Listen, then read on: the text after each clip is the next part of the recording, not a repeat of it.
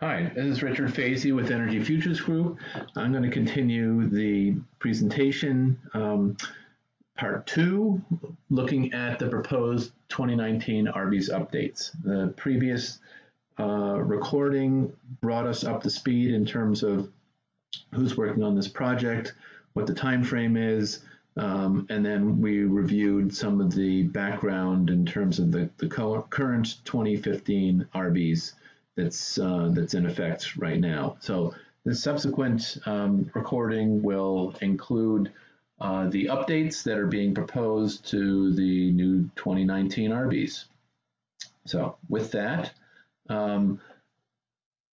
we mentioned before we've gone through in 2018 and early 2019 an update process with pretty extensive stakeholder and advisory committee meetings and public review.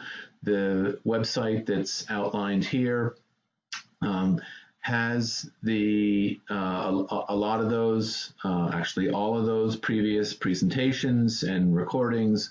And so there's certainly more detail there, including the current proposed 2019 updates.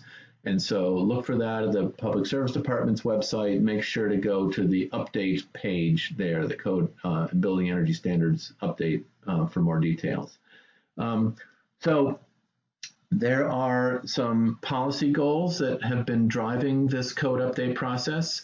Those include the comprehensive energy plans requirements that Vermont meet net zero design for new construction by 2030. So all our residential and commercial buildings are supposed to achieve that standard in that subsequent version of the code, which is only, including this one, only 4 code cycles away.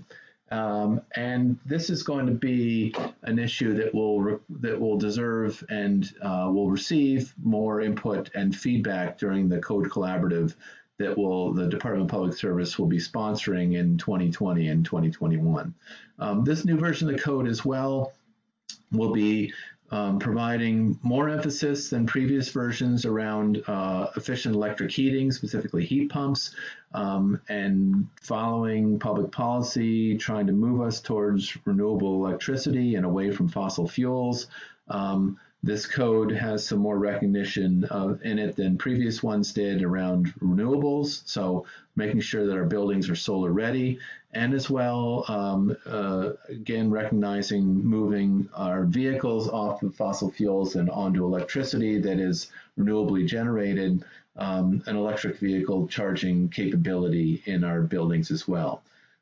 There are some federal preemption requirements that we've needed to address as part of this process. So that basically states that we can't require in our basic building package, the package number 1 in our prescriptive requirements, we can't assume that our buildings are using any more efficient equipment than the federal standards. And those federal standards are pretty low. We don't see very many new construction projects going in with 80 or 82% efficient equipment in them anymore. But that's the requirement that, that the states have to follow in order to not be sued by the equipment manufacturers or others. So given that, we designed our base package to meet the federal equipment standards. And so, and that's sort of the foundation, the basis against which our other subsequent packages are compared to.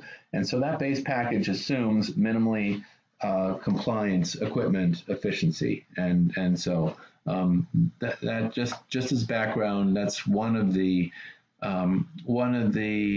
issues that we had to address in coming up with a new version of the code. So with that as sort of drivers behind where we ended up, we have a number of major changes that I'll subsequently be walking through as well as part of the rest of this training. So these include some definitions and language clarification. Some of those have come from the International Energy Conservation Code that was updated for 2018, which was the basis for for our work here as well, in addition to the 2015 version in Vermont. In addition, we have looked at insulation and window and door or fenestration criteria for both the base and the stretch code. In the base, we have provided a new methodology, which I'll be walking through, which is prescriptive packages plus required points from a list of options based on house size. So whereas the subsequent prescriptive package, you basically picked one of 5 packages, you had to comply with all the components there. With this new version of code, if you choose to go down the prescriptive path, you would take a different route, and I'll be walking through that. So it gives you some more options and forms a foundation and a framework and a basis for subsequent updates of the code going forward as well too. On the stretch code, remember we've got a base code and a stretch code. These are basically 2 parallel paths, stretch code being more stringent. Same approach as the base code, where you have a prescriptive package plus a number of points based on house size, but those are more prescriptive on both the prescriptive package and the points. I'll talk through those as well. And then we have, for the first time, we'll be requiring blower door testing with all new homes, and so certified testers will need to be employed in every new home to make sure that the buildings meet the tightness standards that are required under the code. There's some sections now that address electric resistance heating and equipment, vehicle charging station, the home energy rating system, or as the code calls it, energy rating index, basically synonymous. So those values have changed in both the base and the stretch code. And there's a solar ready requirement for stretch code going forward. So those are some of the main changes that I'll be walking through. The first one will be the package plus points approach. So this looks like a lot. There's a lot of detail here, but this is some of the main table that is in the code. And so if you happen to be going through the package plus points approach, or really what we've been calling prescriptive package, this is the format that you will be using going forward with the new version of the code.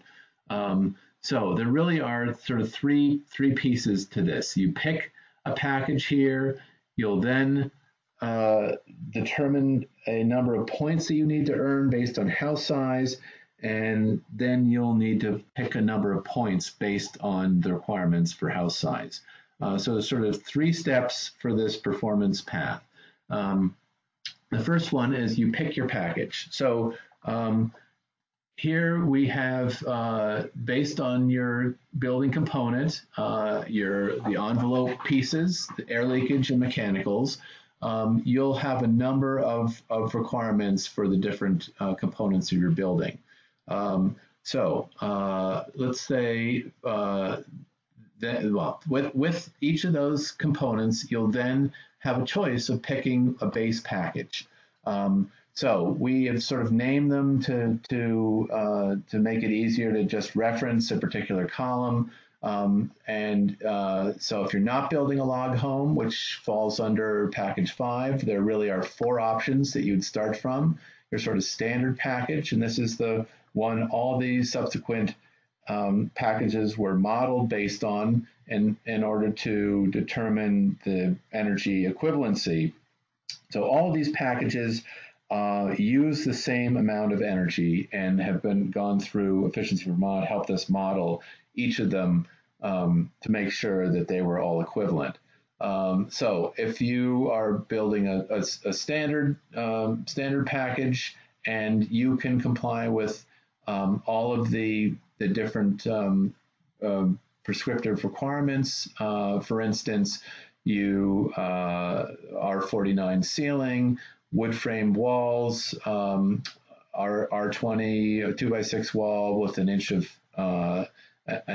of continuous insulation, which is not the best option, but it's what is the In terms of moisture protection in your walls, you'd much rather see a 2x4 wall with 2 inches of foam on the outside, for instance, or 13 plus 10. So that's how to read these numbers here. The first value is a cavity insulation. The second one is a continuous insulation. Either of these will meet the requirements of the code. You got to make sure that the building science is done right. I'll talk a little bit more about that as well. If you've got common walls, R10 between those common walls, floor value of R30, basement crawl space, R value of R15 continuous, or if you've got framed, R20 insulation in those frame cavities, or you could do a 2x4 wall with 1 inch of foam as well in the basement. Slab edge, R15 for 4 feet, and that's either vertically 4 feet down or 2 feet down the slab and down the slab wall vertically and 2 feet underneath. So that's 3 inches of XPS foam, or you can choose to do R10, 2 inches around the perimeter and 1.5 inches under the entire rest of the slab. Those are essentially modeled to be equivalent. If you have a heated slab, 3 inches of foam or R15, windows 0.3, skylight 0.55, air leakage tested. Remember, this is a requirement now of less than three air changes per hour at 50 pascals tested or less. That means that under 50 blower door running, exerting 50 pascals of pressure on the building, 3 air changes per hour of leakage going through that building or less is the requirement. And so the blower door tester, it's a common metric that they can provide that information on building compliance. Duct leakage, make sure all the ducts are inside the thermal boundary, and 90% of the lighting needing to be high efficacy. So that's fluorescent, or more typically these days, LED. So if any of those are out of range or not achievable for your home, you may look at one of the other 3 packages that are available. If you're building a SIPS home, structural insulated panel system, then there are R values that are more typical found in a SIPS constructed building. Package 3 is the thick wall. And so if you are doing an R2x6 wall with, for instance, 2 inches of exterior foam sheathing to get you to an EPS or XPS R12 on the exterior, then the other values that you can see in that column under package 3 are reduced so that the energy use is equivalent for each one of these. As well, package 4, if you are going with a R20 cavity only insulation, so just a 2x6 wall, this will probably be the last year we have a package that allows you to comply with just our cavity insulation of R20. We're trying to move to continuous insulation in our walls, higher R values there, but you can see that by dropping that wall R value down to R20 a cavity, there are other requirements that all bump up to make up for that deficiency there. So R60 in the ceiling instead of 49 or 28 for the other packages, for instance. Floor value of R28. And then many of the other provisions are the same. The windows are a little better, so Energy Star windows would need to be required. And then the lighting would need to be 100% high efficacy lighting as well too. So depending on which package you feel most comfortable with, you would start with one of these if you're doing the prescriptive path. Remember, there's always the RES check or the HERS approaches as well too. But most builders will use this prescriptive path. Start with this table, pick your package, and then So just as a note, there are a number of footnotes that are referenced in the previous slide. So you can see, for instance, the ceiling R value of R49 has a footnote of F, or the wood frame walls, the insulation values have a footnote of E. So I'm not going to go through each one, but they're here for reference. For instance, in E, I mentioned before, the first value is cavity insulation, the second value is continuous. So that's just an explanation about what is in that table. For footnote F, there's some additional assistance here. So even though the requirement was R49, installing R38 over 100% of the ceiling area shall be deemed to be deemed equivalent to R49. So there's some helpful hints here. You could read through these subsequently. I'm not going to go through each one. The basic values are in that previous table. You pick your package. Step 2 in this prescriptive approach is you would then need to determine how many points you would need to comply. So this is a bundled approach. You would need to pick the package, determine the number of points based on house size, and then we'll talk about how to earn those points. So for most homes that are going to be in the 2,000 to 4,000 square foot range, you would need 7 points in order to comply with this approach. And so I've got 2 slides here of point values, and then I've got a couple examples of case studies that we can walk through. So we're looking for 7 points for a 2,000 square foot home. Let me just spend a minute to go through this a little bit more. So multifamily buildings of less than 2,000 square foot for average size unit, residential unit in a multifamily building would only need 4 points. If you got a small home of under 2,000 square feet, you would need 5 points. I mentioned before, the typical home would be 2,000 to 4,000 square feet, would need 7 points. And if you're building a larger home over 4,000 square feet, you need 10 points. So with knowing the size home you're building, the number of points you would need to achieve, you would then look at this table and come up with what the right answer would be. So there are a number of options for each building component that are available here. There's another slide beyond this, but let me just walk through some of these. So if you're insulating the entire slab with R10 below all the slab, that's worth a point. You would still need to do the slab edge requirements that we talked about before, the 3 inches for 4 feet vertically and horizontally. But then if you choose to insulate underneath the whole slab, you can earn a point by doing so. If you want to upgrade your walls to a higher R value, that's worth a couple points. If you want to go higher than R32 or a U value of 0.033, of course, this is not available for the package that already has that as an option. That's base package 3. If you have 2 points to go to R32, if you're going up to R40 or higher, you can earn 3 points there.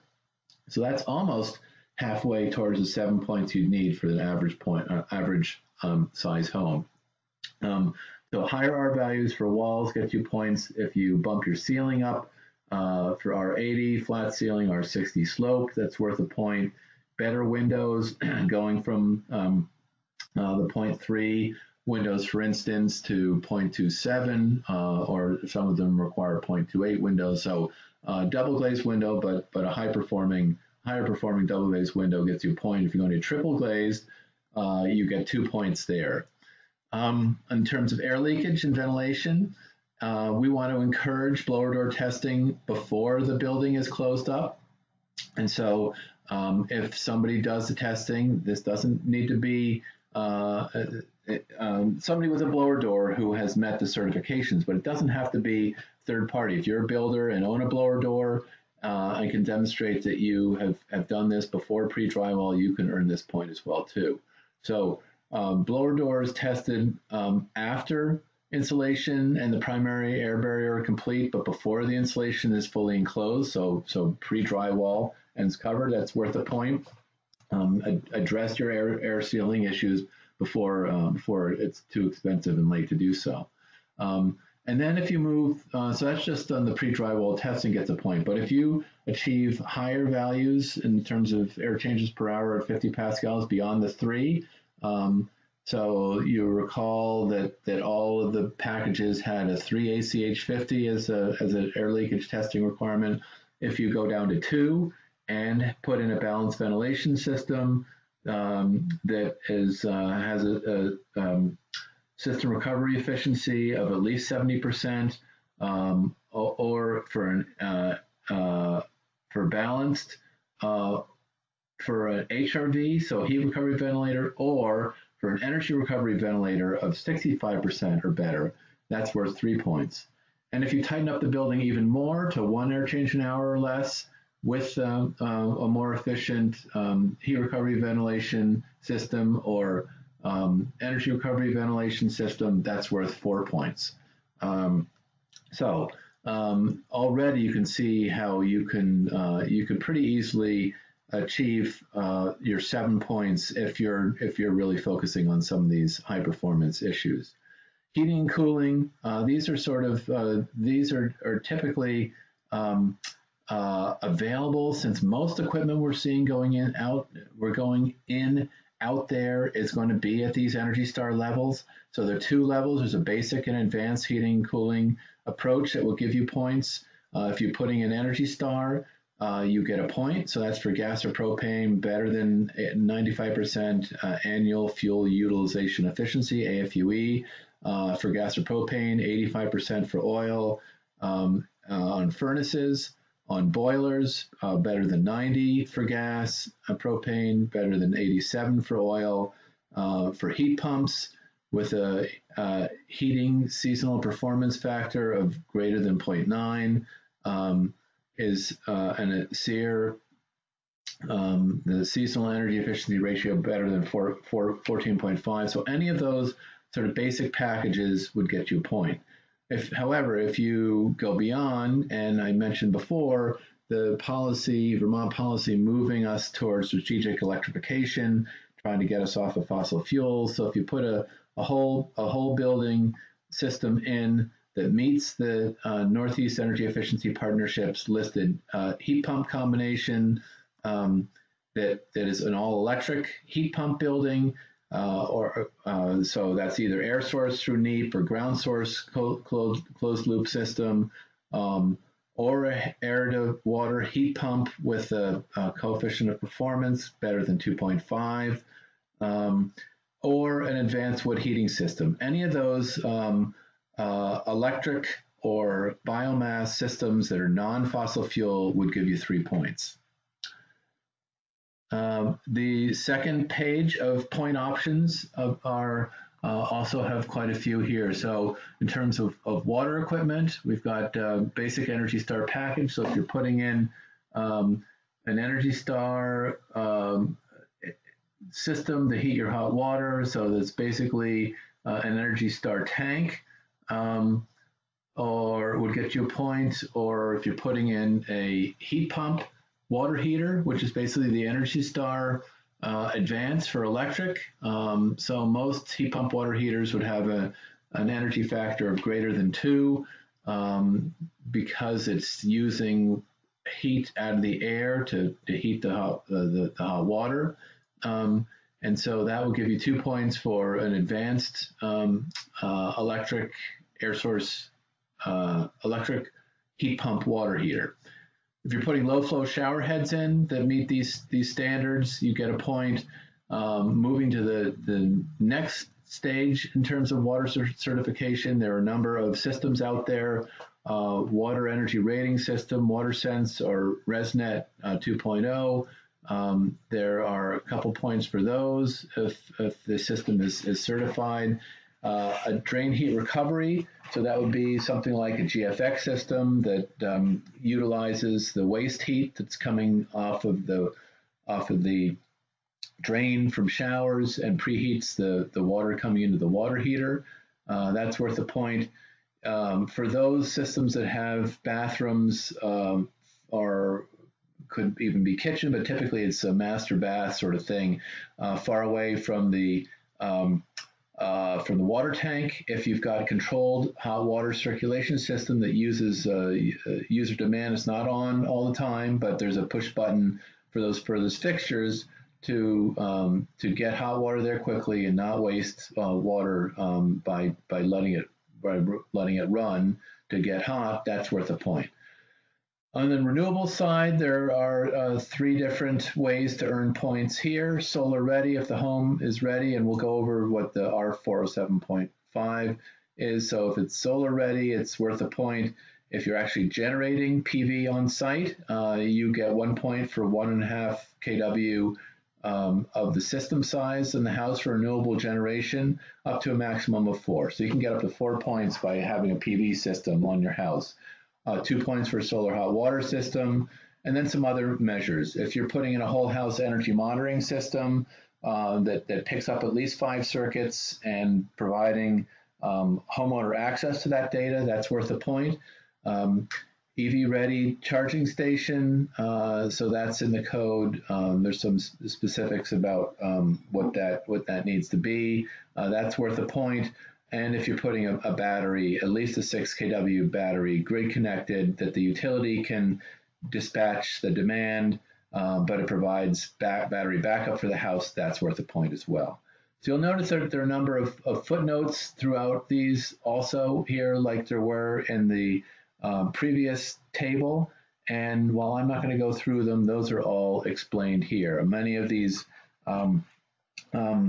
acronyms or descriptions of the efficiency of the equipment is listed out. So system recovery efficiency, mentioned a number of these other factors are all listed out as footnotes for that previous table. And then some additional provisions as well too. For instance, points are limited to one per dwelling for charging stations. So that sort of thing is included in the footnotes. So as an example of how this would work if you're taking this prescriptive path, so this is one of 3 different ways to comply with the technical requirements of the code. You can either do this prescriptive approach, you can use the ResCheck software when it becomes available, or you can participate in Efficiency Vermont's Home Performance Homes new construction program and use a home energy rating to comply. So I'll just be walking through again the prescriptive approach that we just walked through, and assuming that this is sort of a standard home using the standard package. So a home that would use the base code number 1, the standard package, we've talked through these R values. So R49 ceiling, R13 plus 10 wall, 2x4 plus 2 inches of foam wall, basement R15, insulation in the basements. If you've got or slab that's at grade. If the basement is all below grade, then you would only need to comply with the basement provisions here. Windows of 0.3 or less. All of the packages have 3 air changes per hour at 50 pascals or less. Ducts inside and 90% efficient lighting. So assuming you take this as your starting package, you would, if you're building a 2,500 square foot, which is about typical new construction size, you would need 7 points based on that the previous table. So how would you get 7 points? So here's one way that I thought might be a way that somebody would get those points. So you would need 7 points for that 2,500 square foot home. If you put R10 underneath the entire slab, which is always a good idea to insulate underneath the slab, even though it's 5 or 6 feet below grade, it's going to warm up that slab and have it less prone to condensation. If you ever want to use that space in the future, it's already insulated. Certainly a lot easier and cheaper to do it before you put the slab down. That's worth a point. Upgrading those walls from 1 inch of foam on the outside of the wall, if that was if that was the package you chose, our 20 plus 5 only has 1 inch of foam on the outside, which we think is a little dangerous to do in Vermont because of moisture issues. You'd be better off putting 2 inches of continuous foam outside that 2x6 cavity.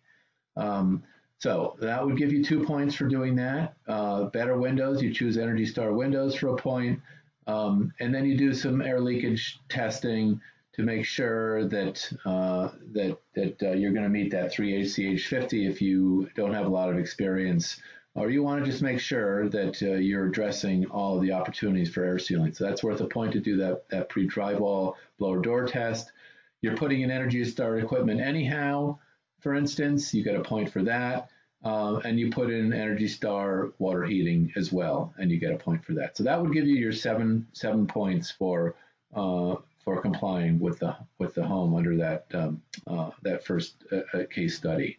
So a second case study as well, just to provide another perspective. So instead of starting with package 1, you might want to go with the cavity only. So this is sort of the home that doesn't do any continuous insulation and just has 2x6 exterior walls. You'll notice, as I mentioned before, you've got a higher ceiling R value. If any floor over exterior walls. So this isn't floor over basement. This is floor bump outs or bay windows or over your garage. So any floors that are exposed to outside would need to be R38.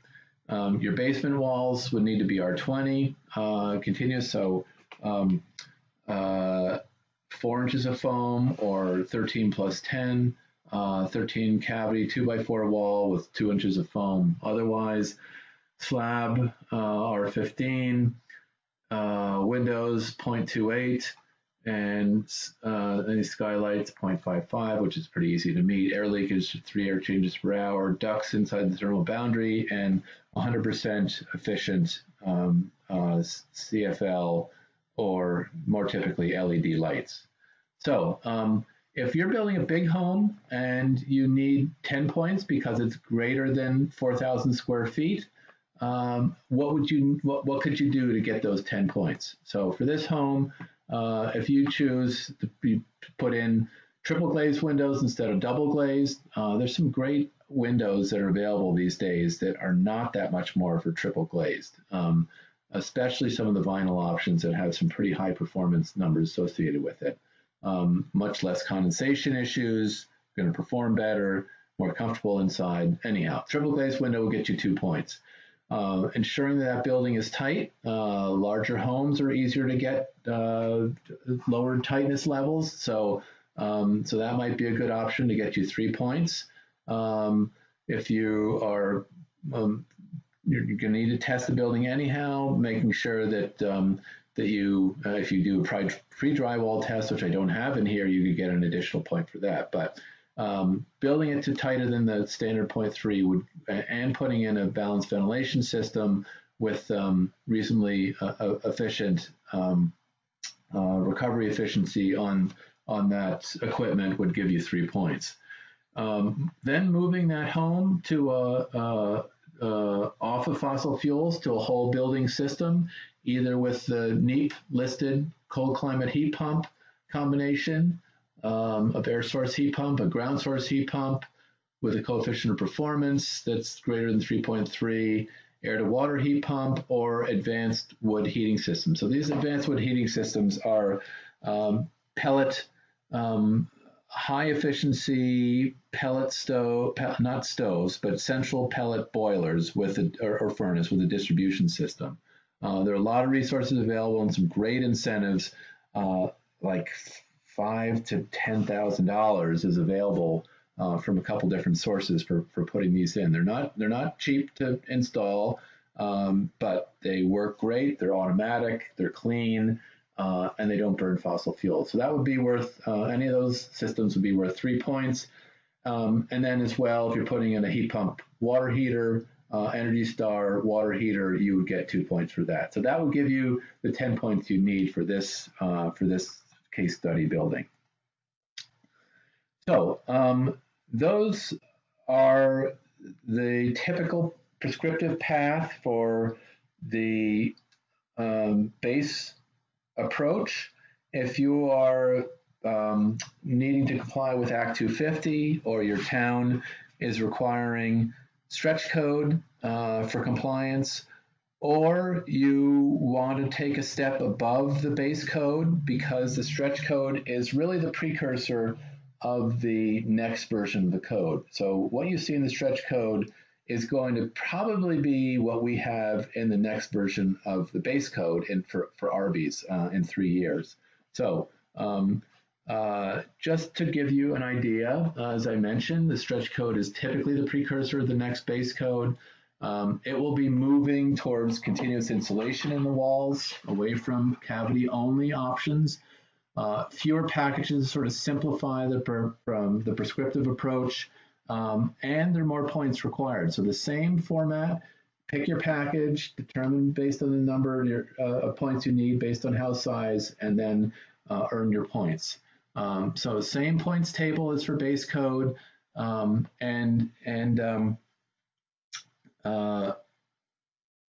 then same sort of format, but you need more points, and the table is the same for how you earn those points. So let me just go through and show you what that looks like. So for stretch code, I mentioned there are fewer packages. There are only 3 this time. Standard SIFs at a thick wall. They are a little higher. So the standard package is going to have some provisions that are a little more restrictive. The walls are the same, but let's see, our 60 ceiling is a little higher, slab edge is a little higher, the windows are a little better. So a little better in terms of the base package. Not much. They look pretty similar to what we were looking at under the base package.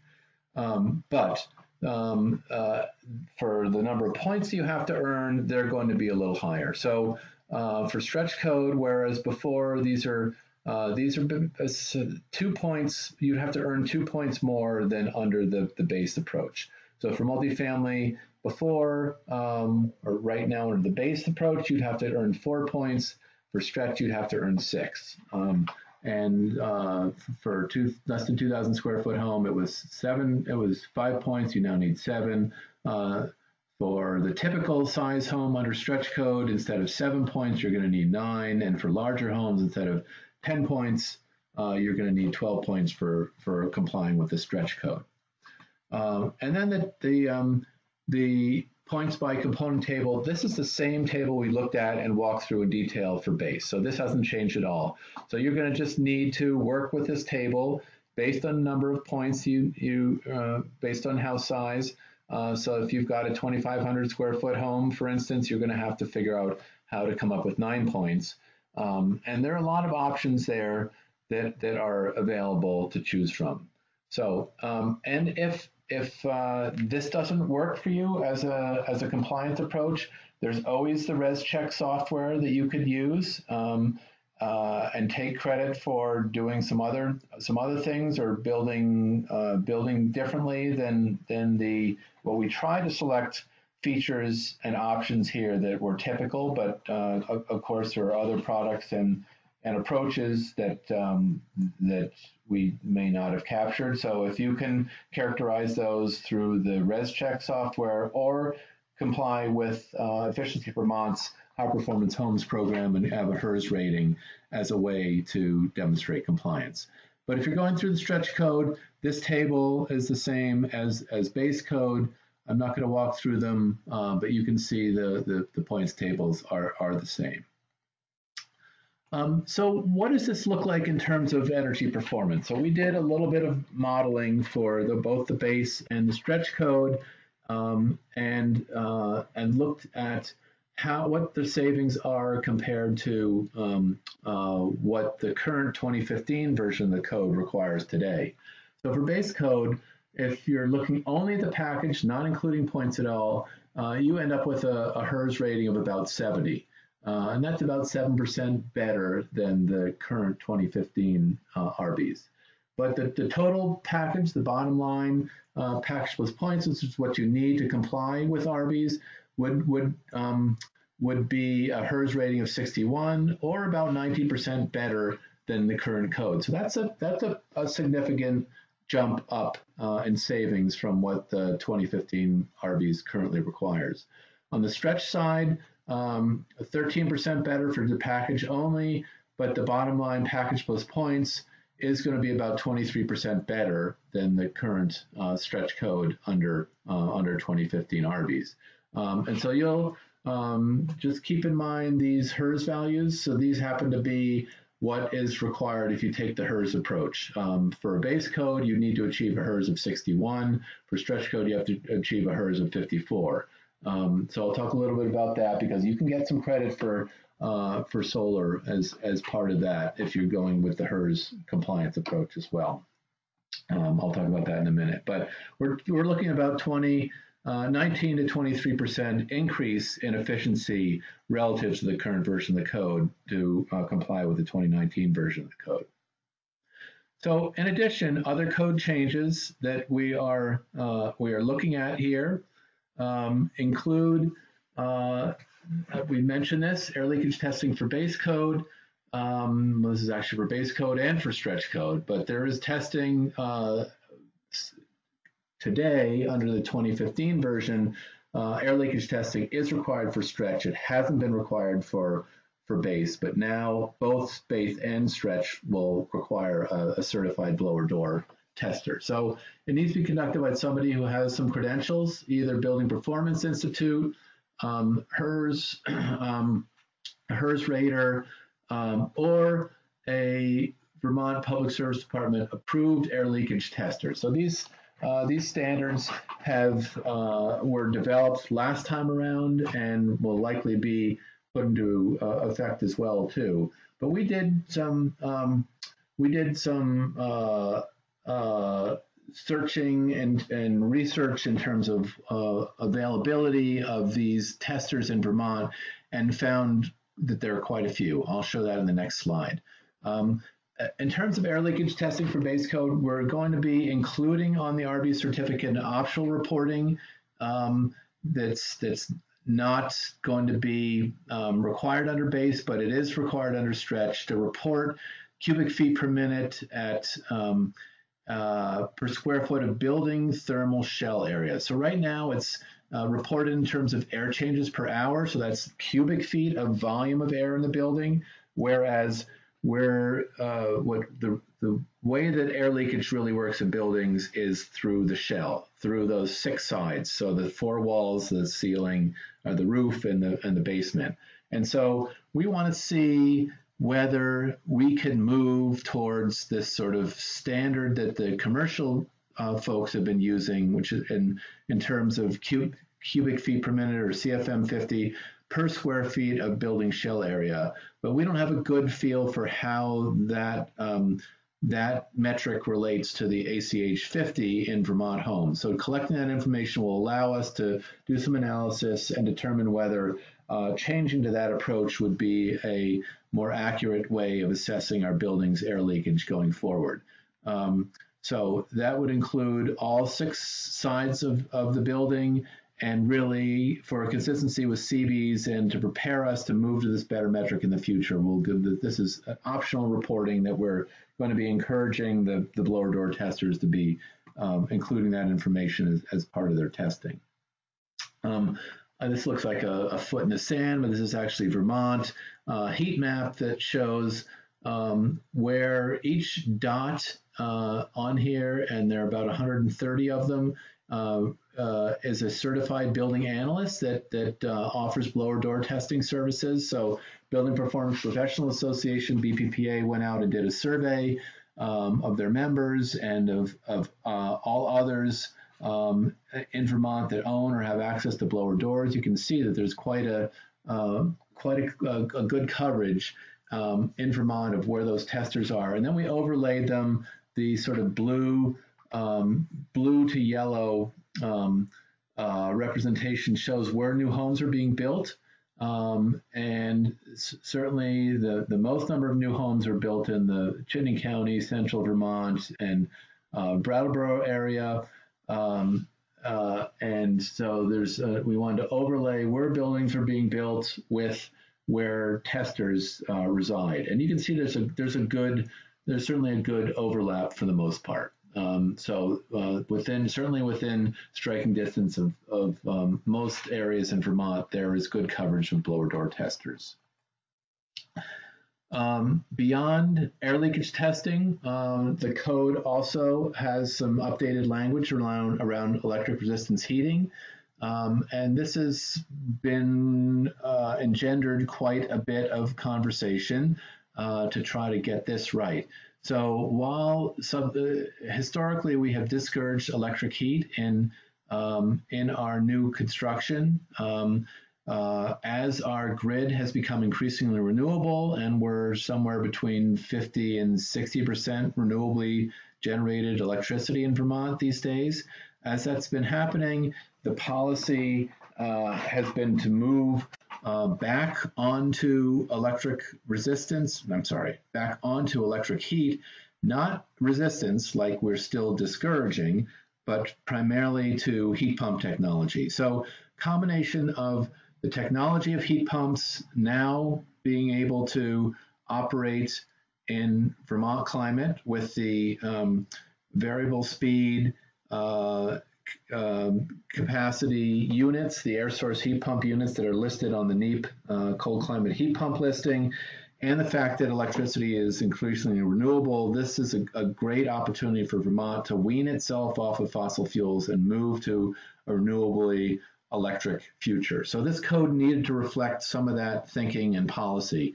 And while we want to allow more efficient electric heating, there are some limits to that technology, and so the thinking here was that we want to allow some limited electric resistance heat. We want to discourage it as much as possible, but where it makes sense, in order to facilitate making it easier to put in this other equipment, we wanted to allow it as part of the code. So this is a section right out of the code, and so I'm just going to walk through this at this point in time. So electric resistance heating specifically has some allowances and some exceptions here. So heat pumps shall, with electric resistance heat, shall only be certified as cold climate, and if it does have any supplementary electric resistance heat, that needs to be controlled, except during defrost, to prevent supplementary electric heat operation where the heat pump compressor can meet the heating load. So we want to prioritize usage of high efficiency equipment, specifically heat pumps, where it can meet the heating loads in Vermont, and not allow uncontrolled electric resistance heating otherwise. So specifically, buildings with electric resistance heat is prohibited with sub-exceptions. So put in your cold climate heat pumps, your ground source heat pumps, as much as possible. Limit the amount of electric resistance heat, and where you do have to put electric resistance heat in, here are the exceptions. So if you're replacing in an existing home, because the code does cover existing homes, if you're replacing existing resistance electric heating units, you can do that. You can put it in limited areas like bathrooms or stairwells that are distant from the distribution system that need some heating to keep pipes from freezing, or to keep the that separate smaller space above freezing. So it is allowed for there. And where buildings have cold climate heat pumps as the primary heating system, electric resistance heat can be put in as long as it's controlled to prevent it from operating whenever the outside temperature is higher than 5 degrees. So making sure it's only being used in those coldest temperatures to meet the load of the building. And this would make it easier and provide some comfort level for builders to put in only electric heat pumps with a little bit of backup heating system, as long as it's backup resistance, as long as it's controlled. But the building also has to be tested and be tight. It has to be less than 2 ACH 50. As well, there's an exception in multifamily buildings that are quite efficient because they share walls. They can put in electric resistance heating if they have extremely low heating loads. So that's defined as less than or equal to 6 BTUs per hour per square foot at the design temperature. So those very efficient buildings with very low loads that are multifamily can put in an electric resistance heat. As well, the Burlington Electric Department needs to approve any electric resistance heat that's going in the city of Burlington. So for those Burlington projects, make sure to check with BED first. I mentioned this previously. One of the compliance paths is a HERS rating, and these values for compliance have changed from the last version of the code, from the 2015 version.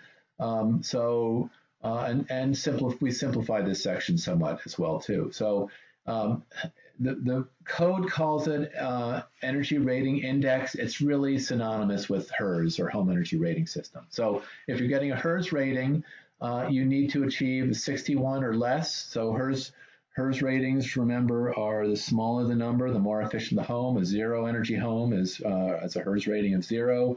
An older code compliant home from 2006 is 100. And for every percent savings relative to that 2006 code or the zero energy home, any 1% savings gives you a score, a reduction of 1 on the HERS scale. So you would need to have a HERS rating of 61 for base, a HERS rating of 54 for stretch code, and you can earn up to 5 points with renewables. So if you're putting renewables on a building and using a HERS rating to comply, those can be given credit for and taken into account. So Efficiency Vermont can help you with this compliance path. Electric vehicle charging stations. What was in the 2015 stretch code is now in the base code. And so for multifamily developments of 10 or more units, 4% of the parking spaces need to have a socket capable of providing level 1, which is basically a 120 volt outlet, or level 2, which is a 220, 240 charge station. So 4% of parking spaces must have those plug-in capabilities. There are some exemptions. If parking spaces are used for storage, you don't have to comply. If they're separated from the electric meter by a right-of-way, there's a highway or a road so that you can't run your wires over to it, you're exempt there. If parking space is limited to durations less than an hour, are exempt, and then as well to provide a little bit of flexibility for multifamily building owners. If there are no the number of parking spaces that are marked for EV use only don't need to exceed the number of cars driven by occupants of that building. So if you don't have occupants in that building that drive electric vehicles, you don't have to put the EV only signs, which are actually required as part of this in those parking spaces. So they can share, the outlets need to be there, but the signage doesn't need to be up until there are occupants that have those EVs in place. And then those parking spaces need to be reserved for EV use only. On the stretch code, every single family house needs to have at least a level 1 parking space. This could be in the garage or outside. A socket needs to be, at least one socket needs to be available for every stretch code anticipation, every stretch code housing unit, in anticipation of more and more electric vehicles coming along. Otherwise, the same multifamily requirements of 4% are required for multifamily buildings. Solar ready for stretch code. So this is not required for base, but the next version of the code, it will likely move from stretch to base. As I mentioned, most of these stretch code provisions do.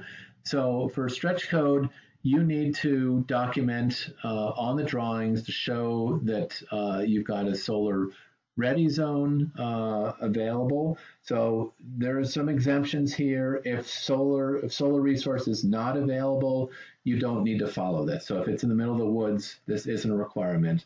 But if there is solar resource available, and that's defined in the code, I believe of at least 70% exposure, then you would need to show on your documents that you've met the solar ready zone provisions.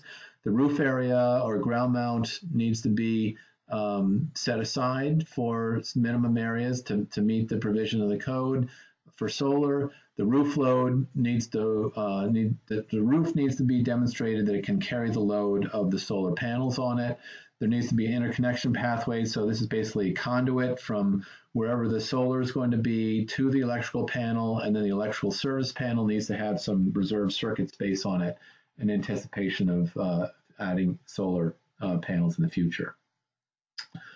So with that, that is the update of the code. All of these materials, including this webinar, are posted at the Department of Public Service Energy Standards Update section through July 10th. We're continue to be open for public comments, and those can be sent to the to this email address, psd.codeupdateres@vermont.gov. Any questions or information, you can call Gabrielle Stebbins, who works at EFG with me, at 802-482-4014. And as always, the Energy Code Assistance Center is staffed and available to provide handbooks, forms, software, other code-related materials. And that's an ongoing service that will continue to be there after the code is put into place. So with that, I'm going to close this out. We're not going to have a best practices, our Q&A conversation at this point in time. If you do have any questions, feel free to reach out to me, Richard Fazy, at Energy Futures Group. I can be reached at 802-482-2812, or my cell phone is 802-355-9153. My email address is rfaesy@energyfuturesgroup.com. Have a good day, and thanks for listening.